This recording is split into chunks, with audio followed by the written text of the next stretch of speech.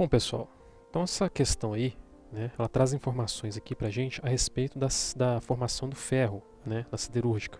Então, o ferro é encontrado na natureza na forma então de seus minérios, né, alguns bastante conhecidos aí.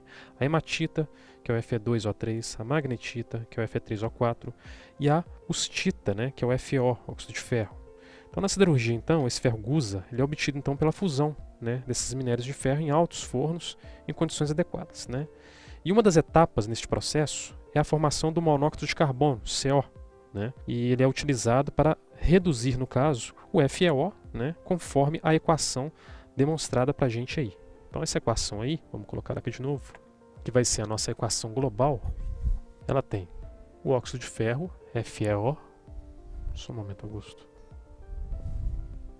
sólido, reagindo então com o monóxido de carbono, gasoso, resultando aí no ferro sólido e em gás carbônico, CO2, também gasoso. Bom, a questão então traz para a gente aqui algumas etapas, né, de obtenção do ferro, gusa no caso, né, com os seus respectivos ΔH padrão de reação. Então ele quer saber, no caso, o valor mais próximo de ΔH padrão de reação, em kJ por mol, né, de FeO para a reação indicada, do FeO sólido com o CO gasoso, conforme a equação global, certo? Então, para a gente chegar no ΔH padrão de reação desta equação, desta reação, nós vamos ter aqui que manipular essas equações intermediárias, essas etapas, certo? E, por fim, chegaremos, então, no ΔH padrão de reação da reação de síntese de ferro gusa. Então, como que a gente vai fazer isso? A gente vai utilizar, no caso, a lei de Hess, né? Então, vamos comparar cada um dos componentes aqui dessas reações intermediárias, dessas etapas, com as espécies químicas aqui presentes na reação global. Então, começando. Primeira equação, nós temos Fe2O3, sólido, reagindo com monóxido de carbono, 3 mol, produzindo 2 mol de ferro gusa e 3 mol de CO2. Se nós compararmos aqui todas as espécies, né, dessa primeira equação, nós vamos observar que nós temos somente aqui o ferro sólido, ferro gusa, presente nela, né, e que também está presente na equação global. Nós temos a produção de 2 mols de ferro, certo, na primeira equação, enquanto na equação global nós temos a produção somente de 1 mol de ferro. Então a gente tem que manipular essa equação aí, essa primeira equação, de maneira que ela também forme somente 1 mol de ferro, certo? Como que a gente vai fazer isso? Nós vamos dividir toda essa primeira equação por 2. Assim sendo, essa primeira equação ficará da seguinte forma: meio mol de Fe2O3 sólido reagindo com 3 meios de monóxido gasoso, formando então 1 mol de ferro mais 3 meios de CO2, também gasoso.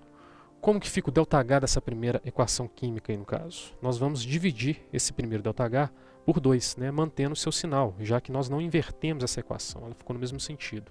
Só dividimos aí as quantidades estequiométricas por 2. Então, o ΔH, o novo ΔH, padrão de reação, será igual a menos 12,5 kJ por mol. Bom, vamos comparar agora a segunda equação, né? Segunda equação, nós temos 3 mols de óxido de ferro mais 2 mols de dióxido de carbono gasoso, resultando na formação de 1 mol de Fe3O4 e 1 mol de monóxido de carbono, né? Vamos comparar aqui, ó. Nós temos a presença agora do FeO, né? Que seria aí um reagente utilizado nessa reação com monóxido para obtenção do ferro gusa, né? Nós temos, no caso, 3 mols de FeO na segunda reação, né? Na global nós temos 1 mol. Então nós temos que respeitar aqui, ó, a quantidade estequiométrica aqui da equação global. O que a gente faz então com essa segunda equação? Vamos dividir ela por 3, né, para jogar, no caso, 1 mol de FeO. Logo, dividindo essa segunda reação por 3, nós teremos 1 mol de óxido de ferro sólido, reagindo então com 1/3 de CO2 gasoso, produzindo aí 1/3 de Fe3O4 sólido e também 1/3 de monóxido de carbono. O ΔH padrão dessa segunda reação, ele também será dividido por 3, ou seja, nós temos menos 36 kJ por mol de CO2, dividido por 3, ficará então menos 12 kJ por mol. Mantemos o sinal porque não invertemos a equação, ela ficou no mesmo sentido. Então nós temos que procurar uma maneira aqui então de eliminar as espécies que não participam da equação global, né? Como por exemplo, o Fe3O4 e o Fe2O3. Né? Para a gente fazer isso, né, nós vamos manter o sentido da terceira equação e vamos multiplicar todos os coeficientes dela pelo fator 1/6, porque assim nós alcançaremos aqui quantidades estequiométricas, né, que possibilitarão aqui a eliminação de algumas espécies. A gente chega então na equação global, certo? Então a nova equação ficará 1/3 de Fe3O4 sólido mais 1/6 de CO2, resultando então em meio mol de Fe2O3, também sólido, mais 1/6 de monóxido de carbono. O ΔH então, padrão de reação da terceira reação, também será multiplicado por 1/6, resultando aí em valor equivalente a mais aproximadamente 7,83 kJ por mol. Bom, vamos somar aqui então essas equações manipuladas, né, para ver se a gente chega aqui na equação global e, consequentemente, vamos somar todos os valores de ΔH e chegar no ΔH padrão de reação da equação global, certo? Então, no caso aqui, nós temos meio mol de Fe2O3, ele pode ser eliminado aqui com meio mol de Fe2O3 na primeira e na terceira reação, equação química.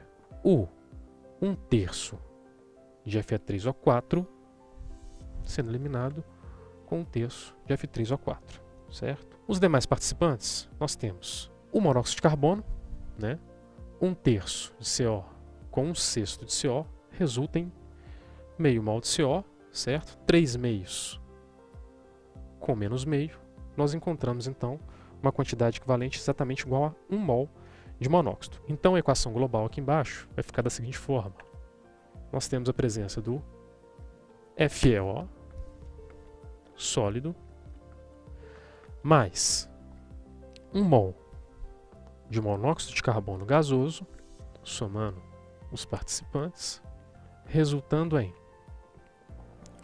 1 mol de ferro gusa, o objetivo final, mais 1/3 de CO2 com 1/6 de CO2, né, fazendo a diferença com 3 meios de CO2 do lado de lá.